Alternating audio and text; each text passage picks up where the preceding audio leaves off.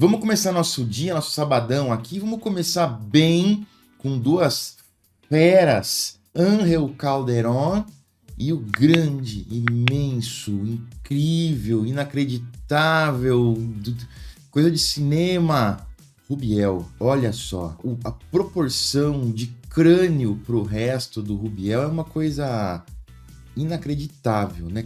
Parece realmente aqueles bonequinhos de videogame, de cinema, mesmo porque as proporções elas não são tão anatômicas assim, e isso cria esse ar de surrealidade.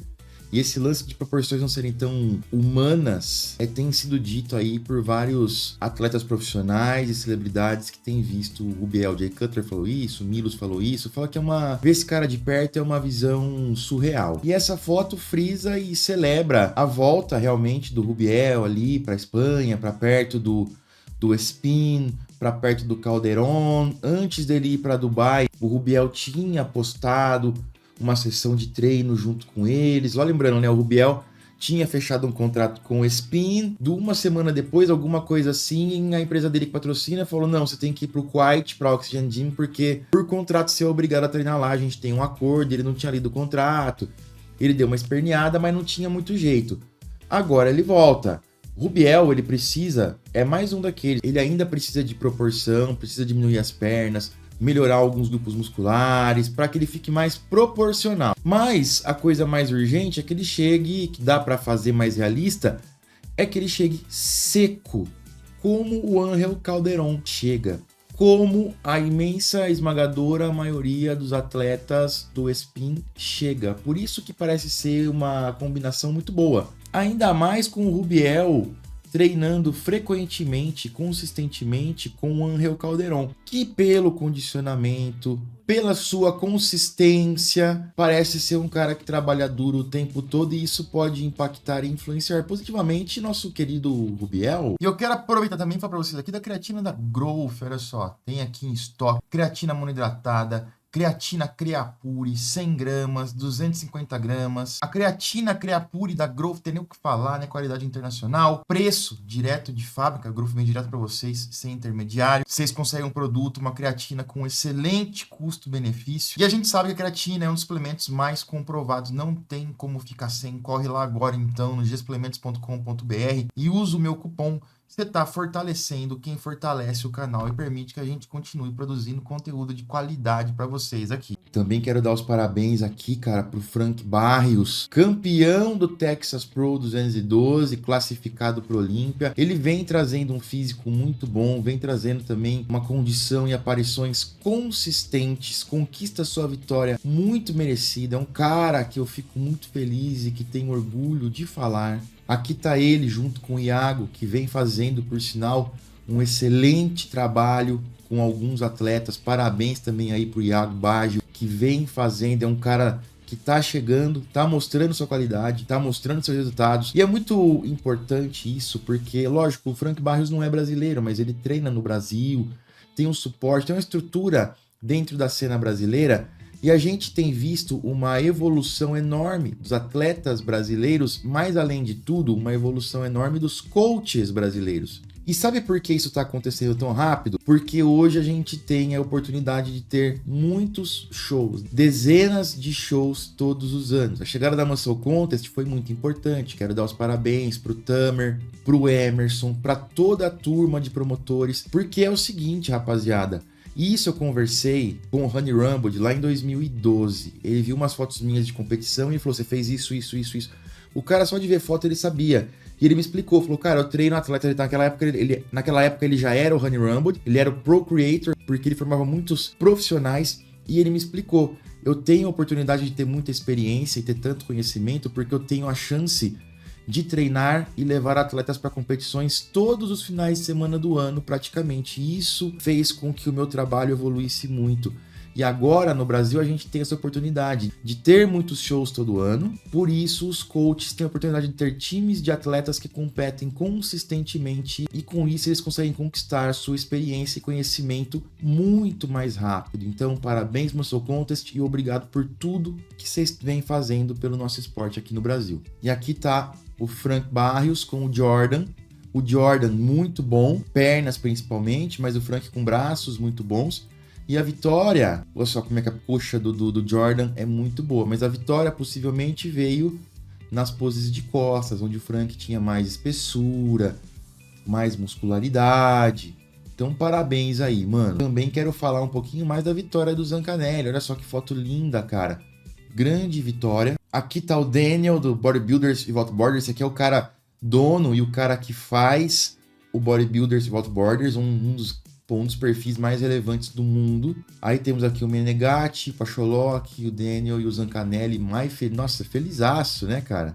A Flex Magazine também colocou aqui fotos de alta definição, alta qualidade do Zancanelli, onde mostra realmente que ele estava muito bom, cara, muito seco, melhorou realmente. O que acontece? Ele chegou mais seco. Ele estava mais seco que pinico de cego. Só que para isso ele teve que abrir um pouco de mão de fullness, de preenchimento. Eu, sinceramente, prefiro o físico do Zancanelli um pouquinho menos desse dryness, mas um pouquinho mais cheio. Eu acho que combina mais com ele. Mas também é aquele lance. Tem que ouvir o feedback da arbitragem. A galera fala assim, o Tyler isso, o Tyler aquilo. É super importante que o Tyler dê esses feedbacks e que ele fale com os atletas, porque tem a nossa opinião pessoal, tem a opinião pessoal do atleta, tem aquele físico que ele fica melhor, porém tem aquilo que a arbitragem procura. E você só vai ganhar o campeonato e ter bons resultados se você trouxer o que a arbitragem procura, mesmo quando a gente não concorda tanto com ela. Então, parabéns para o Zancanelli e Pacholok. E aí nós tivemos aqui o Buys and Tries postando e tivemos uns gringos reclamando, né, cara? Tínhamos alguns comentários, também não foi um caminhão de comentários, mas alguns gringos discordaram. Falou assim, ele tinha aqui as poses de frente e de lado mais fracas do top 3. O outro fala, o húngaro foi roubado, que era o Laszlo, né? O outro falou assim, obviamente, eles querem um monte de brasileiros pagando pelo live stream. Mal sabe ele, né, cara, que os brazuca mais pirateia do que compra o live stream. E mal sabe eles que o Zancanelli tinha vaga, né, cara? Então, se fosse pensar por esse lado, quem teria que ter sido beneficiado teria que ter sido o Menegatti. O outro fala, tanta política. A questão é a seguinte, chegaram até a falar aqui em roubalheira, ó, que olha só que roubalheira. A questão é a seguinte, o fã e às vezes a gente leva e as pessoas levam isso pro lado mais emocional, sempre vai reclamar de alguma coisa. Até agora há pouco a gente tava reclamando de que, todo quando tem lá um top 2 que o cara tem vaga e o outro não, o cara que não tem a vaga vai ganhar. Dessa vez não foi assim. Então isso quebra o padrão. E daria indiscutivelmente pro Menegatti ter sido campeão, teria ali como argumentar, e ninguém iria reclamar e teria sido mantido aquele padrão e teríamos mais um brasileiro ali. Aí quando um brasileiro perde ou não conquista a vaga, etc., todo mundo reclama. Se fosse um gringo vencendo o Lord Zancanelli, os brasileiros todos estariam reclamando porque o Menegatti não ganhou e ele merecia a vaga, etc. E no fim, a realidade é que sempre vai ter uma reclamação. Achei que foi merecido pro Zancanelli, gostei muito do Menegatti, ele vai competir em breve também, já tá definido aí o futuro dele, vai conquistar a vaga com toda certeza. E a ponderação que eu quero colocar aqui é que sempre vai ter alguém reclamando do resultado, não vai ter jeito. E aqui nós temos fotos em boa qualidade dos dois, os Zancanelli, isso aqui são finais, tá? Já não tava contando, mas o Zancanelli realmente, ele tava com as pernas um pouquinho... O Menegatti, ele tem uma linha, um frame, um formato muscular muito bonito. Tudo é arredondado, a cintura é estreita, o quadríceps bem arredondado naturalmente, mesmo de frente, olhando assim. Então, realmente, é uma linha muito agradável de ser vista. O Zancanelli estava bem agressivo, físico mais dry, um aspecto mais sólido nas pernas. De lado aqui o Zancanelli tinha um pouco mais de espessura no peitoral, apesar de ter pernas menores, as pernas dos Menegatti que estavam maiores, especialmente o femoral, e é algo que o Zancanelli precisa trabalhar também, porque ele já enfrentou o Badurina no último show, que tinha o femoral mais pendurado, agora o Menegatti também. Duplo bíceps de costas, o Zancanelli tinha um aspecto mais sólido e mais cortado, pelo menos por essa foto, nos femorais, e até um pouco mais de espessura nas costas, apesar do Menegatti ter posado muito bem, girado a perninha pro lado, conseguido um V-taper interessante. A tatuagem acabou distraindo um pouco, teria que tentar esconder um pouco melhor, principalmente quando ele for enfrentar caras melhores nível Olímpia, no Olímpia inclusive. Ele foi muito elogiado pela arbitragem, recebeu feedbacks muito positivos, mas ainda falta também um pouco de espessura nessa região de destaque. Vocês percebam como o Zancanelli, você vê o contorno do trapézio certinho aqui, até como o Dankovia também, apesar de não ser tanto, mas você vê no Matheus, não. Então esse é um ponto que pode ter jogado a favor do Zancanelli. E nessa pose abdominais e coxas, eu achei bem interessante, porque o Zancanelli não é o cara que tem mais V-taper. Ele não é o cara que tem o ombro tão largo.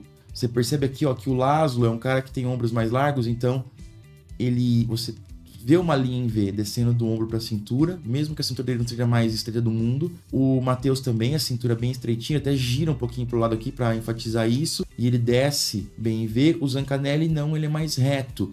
O que ele fez para compensar isso numa jogada de mestre? Não sei se foi só no momento da foto ou não. Ele abriu o cotovelo.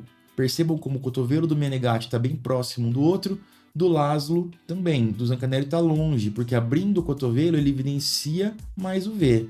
Não é tão legal ter esse espaço entre o braço e a cabeça, então ele poderia ter flexionado mais o braço para tentar tampar um pouco mais isso aqui. Porém, foi uma boa estratégia que pode ter ajudado ele a ter vencido essa pose, aumentando o V-taper e trazendo mais detalhes nas pernas. Vamos ouvir, né, depois o que o Tyler Mannion vai dizer a respeito disso, se ele achou isso mesmo ou não. Mas foi muito próximo, e tão próximo que, olha só, saíram aqui os scorecards. Vamos ver, ó, aqui, cadê? Zancanelli, primeiro. Gabriel Zancanelli, ó, aqui, ó, bem ali embaixo da tela. Tô girando o mouse para vocês verem, ó, número 241, Brasil, 4 pontos. Número 1, aqui são os pontos finais dele, aqui a colocação. Primeiro. Segundo tá aqui, ó, 231, Matheus Menegatti, 5 pontos, segundo. Então foi uma diferença de 1 ponto. Ou seja, tinha 3 árbitros julgando. Pro Zancanelli, 2 árbitros deram primeiro e 1 árbitro deu segundo. Então foi 1 mais 1 mais 2.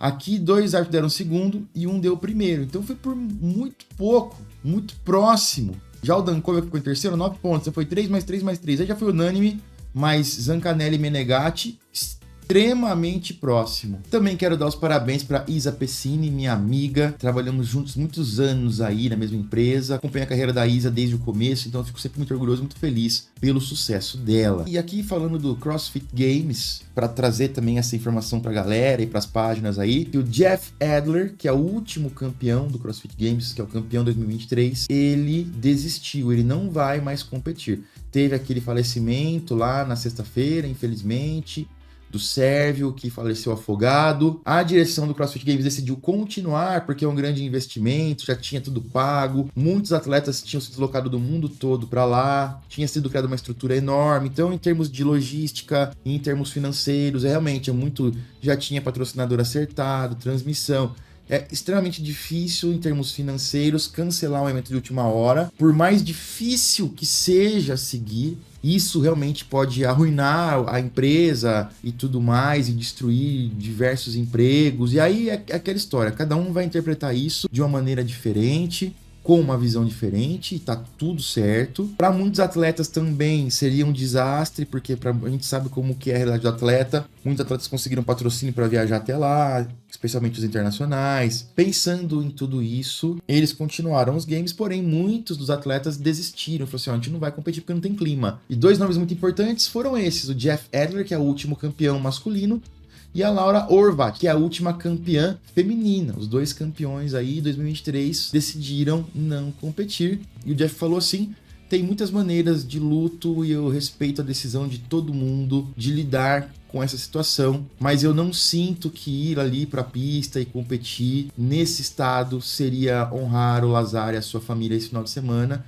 Portanto, eu não vou participar do CrossFit Games. Mais uma maneira da gente refletir, né, cara? A gente já viu algumas mortes no Olímpia, inclusive. Teve a morte do George Peterson, que era Classic, tinha para 212 e tinha ficado em terceiro na Classic, campeão do Arnold. Ele faleceu no fim de semana do Olímpia. E o show continuou mesmo assim. Nem foi cogitado cancelar o show e também nenhum atleta acabou desistindo. O Bumstead fez uma homenagem muito grande também. Se não fosse o Bumstead mencionar isso na vitória dele, possivelmente teria passado em branco. É uma reflexão, né, cara? É muito difícil pro esporte, pra comunidade, muito difícil pro evento, ainda mais sendo um evento desse. E eu quero ouvir a opinião de vocês. O que vocês acham? Devia cancelar? Não devia? Em caso de morte assim? Qual é o pensamento de vocês em relação a isso? Vou ficando por aqui. Já já eu volto com mais vídeos. Valeu!